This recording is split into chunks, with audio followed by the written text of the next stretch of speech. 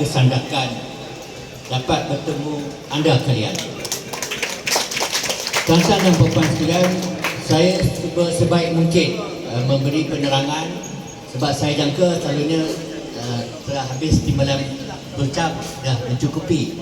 Tapi oleh kerana saya pun dapat keizinan daripada Perdana Presiden untuk memberi sedikit gambaran angkasa.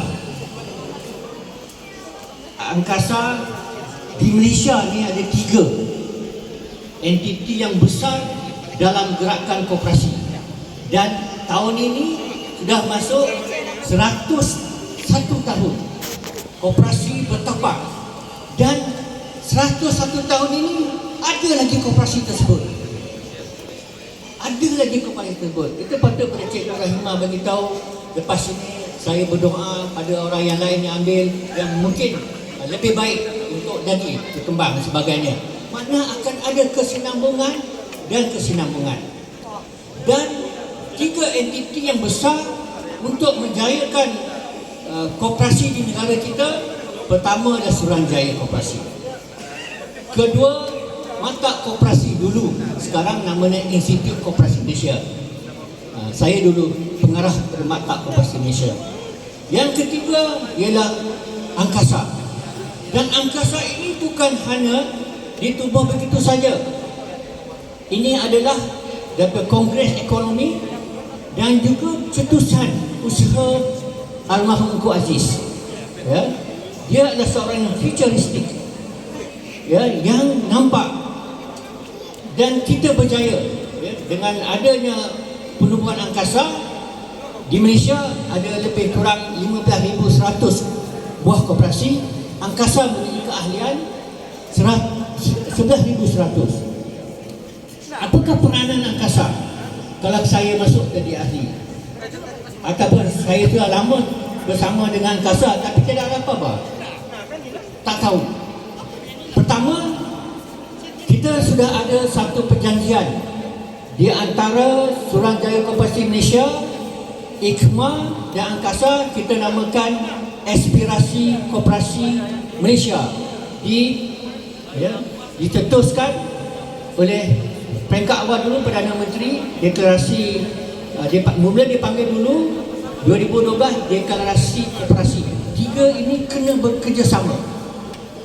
Kemudian itu masa Datuk Seri Najib, ya, menggabungkan 3. Kemudian masa pada Menteri Ismail, Datuk Seri Ismail Sabri, kita hidupkan balik Aspirasi Koperasi Malaysia.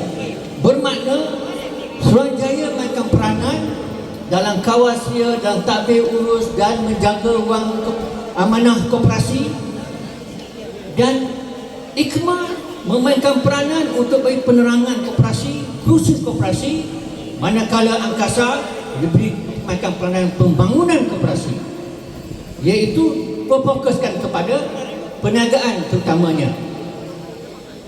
Tapi kalau nak dapat grant, kami akan rekomen juga bersama untuk jayakan grant tersebut. Apabila Angkasa buat satu perubahan besar, dulu peranan Angkasa Negeri hanya pengurusan.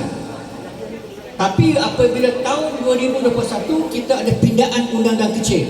Semua koperasi ini, kalau kita nak tambah perniagaan, kita nak ubah lembaga bertambah ataupun berkurang, kita adakan masyarakat pun, kita buat pindaan undang-undang kecil. Dan dalam undang-undang kecil ini, kali ini kita bagi mandat kepada Angkasa Negeri. Dan Sabah merupakan yang kedua tertinggi keahlian anggota yang berdaftar dalam koperasi di SKM, 1,700. Yang pertama di Selangor, yang kedua di Sabah, yang ketiga di Johor, yang keempat negeri saya lahir di Perak. Tetapi kalau keahlian Sabah yang setakat ini terendah, iaitu hanya 45%, kita akan berusaha kerana kita tahu Angkasa membantu. Antara yang koperasi yang kita berjaya membantu apabila kerjasama dengan Kementerian Pendidikan, koperasi sekolah. Yang mana pendapatan koperasi sekolah 100,000, kita target 300,000. Yang mana 300, 500, sekarang kita target tahun 2025 iaitu 50 buah sekolah perolehan pendapatan sejuta. Hari ini kita sudah ada 21 buah sekolah berjaya perolehan sejuta. Dan sebuah sekolah 2 juta. Ya. Bermakna dengan kerjasama ini, dengan menjadi ahli, kalau persatuan digalakkan, katakanlah nama Persatuan Belia Sandakan, maka dengan pakat dalam kumpulan persatuan itu namakan Koperasi Persatuan Belia Sandakan. Bermakna kelebihan koperasi ini boleh berniaga.